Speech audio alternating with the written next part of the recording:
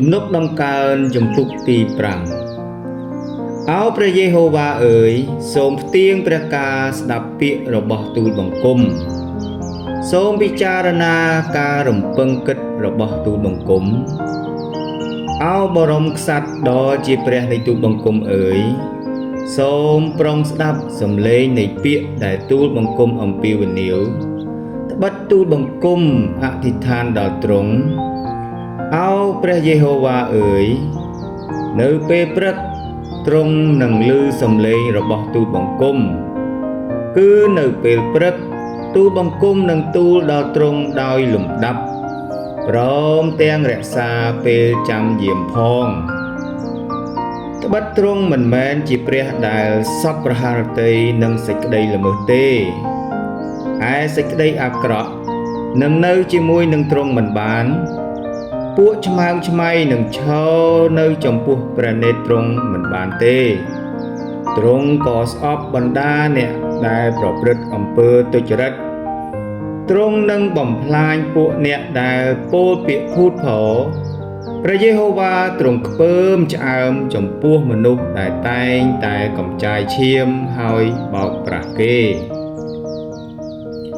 ឯទូលបង្គំវិញទូលបង្គំនឹងចូលទៅក្នុងដំណាក់នៃទ្រង់ដោយសារសេចក្តីមេត្តាករុណាដ៏បរិបូរណ៍របស់ទ្រង់ទូលបង្គំនឹងថ្វាយបង្គំនៅក្នុងព្រះវិហារដ៏បរិសុទ្ធរបស់ទ្រង់ដោយចិត្តកោតខ្លាចដល់ទ្រង់អោព្រះយេហូវ៉ាអើយសូមណែនាំទូលបង្គំក្នុងសេចក្តីសុចរិតរបស់ទ្រង់ដោយព្រោះពួកខ្មាំងសត្រូវនៃទូលបង្គំសូមធ្វើឲ្យផ្លូវទ្រង់ត្រង់នៅមុខទូលបង្គំត្បិតនៅក្នុងមាត់ពួកនោះគ្មានសេចក្តីពិតឡើយខាងក្នុងគេមានសុទ្ធតែសេចក្តីកាចអាក្រក់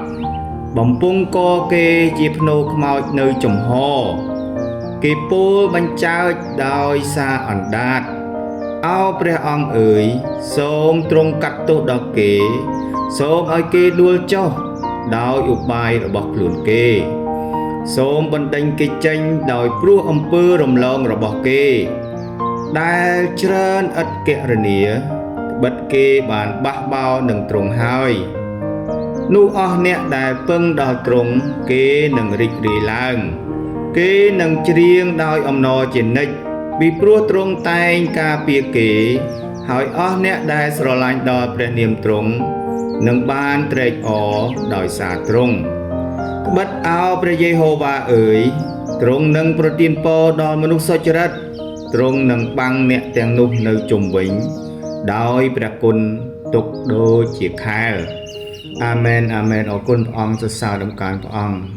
សូមឲ្យព្រះបន្ទូលដ៏រស់ដ៏មានអំណាចដ៏មានព្រះចេស្តាបានប៉ះពាល់ដល់កូនព្រះអង្គដែលបានលើព្រះបន្ទូលនេះ